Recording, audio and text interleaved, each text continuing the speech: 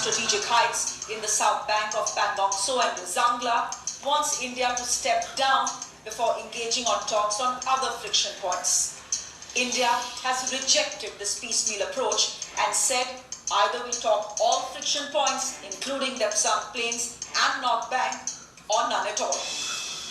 The breakdown of trust is complete, and top sources in South Block indicate that there could be an escalation in the South Bank because the Chinese cannot handle a loss of face. Lieutenant General Hasnain, an old Ladakh hand, disagrees. He says an escalation is unlikely, though it is always very difficult to predict the Chinese. Looking at the international environment, looking at the regional environment, looking at the impending talks, the SCO summit in which Mr. Modi and Xi Jinping will meet, and looking at the 7 rounds of core commander talks, I conclude that this is not going to escalate for the moment. But having said that, I give no guarantee it won't escalate 6 months later. On the ground, a steady supply of winter habitat and clothing continues to make its way to soldiers on the front line. Some are deployed at heights of 17,000 feet, where temperatures within the next 1 month will dip down to minus 50 degrees. Meanwhile, the Border Road Organization, in a record-breaking performance, is on track to build 102 bridges that will be able to carry India's heaviest battle tank, Arjun, which is about 60 tons. Of the 44 that have been commissioned, 30 are on the LAC, a clear sign that India is preparing both for the enemy's intent and capabilities. The American NSA says there is no point talking to the Chinese, but the Indian side feels keeping lines of communication open even at the worst of times is very important. At the fag end of this month, India and the US will be holding the 2+2 dialogue, which China, of course, will be viewing with suspicion. But what will get their antennas up is President Putin's visit to Delhi that could happen sometime in November. Russia is close to both India and China. Its #1 arms buyer is India and a close #2 is China.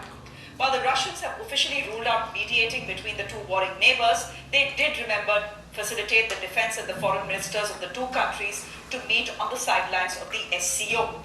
The no war, no peace situation at the LAC means we need cutting-edge defense platforms from Russia.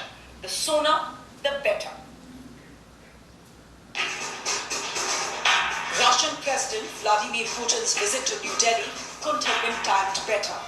The over 5-month-long border standoff with China along the northern borders is showing absolutely no signs of diminution. The light utility helicopters of the Indian Armed Forces, the Cheetah and the Chetak, will start retiring from 2023 onwards, leaving a critical operational gap. To fill that, India and Russia are expected to sign a 28,000 crore deal to procure and produce 200 Russian-made Kamov Tu-260 helicopters in India. Equipped with twin engines, Kamovs can attain a maximum speed of around 250 kilometers an hour and has a flight range of 600 kilometers. They can serve effectively along India's extremely cold northern borders, including in high altitudes like Siachen and the hot Thar Desert bordering Pakistan.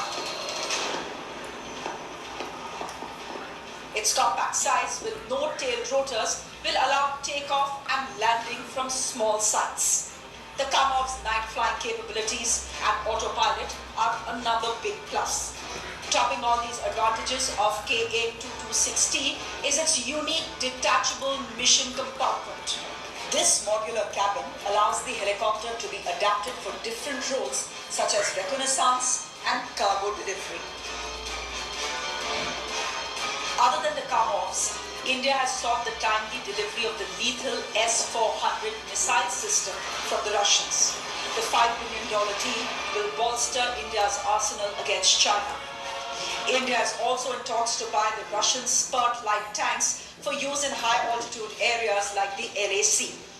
The maneuverability and the navigation capabilities of these heavy machines in the Himalayan terrains makes them a potent weapon.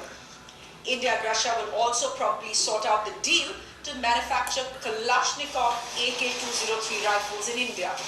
These guns will replace the indigenous INSAS assault rifles, which have reportedly developed some issues at higher altitudes. President Putin's visit may also see a solution to India's long-standing grievance of painfully slow supply of spares of key Russian origin platforms like tanks, fighter jets and helicopters.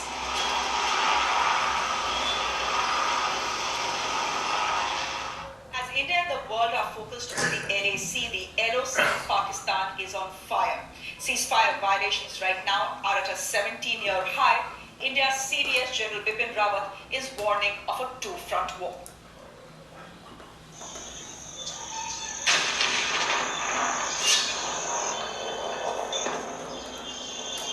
Yet another evening of non-stop fighting in Poch and Rajouri at the LOC. Ceasefire violations this year are at a record 17-year high, with almost 3,300 recorded till mid-September.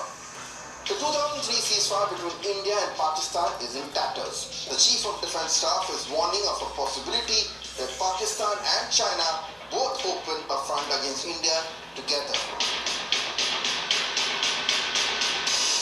This also poses the threat of coordinated action along the northern and western fronts.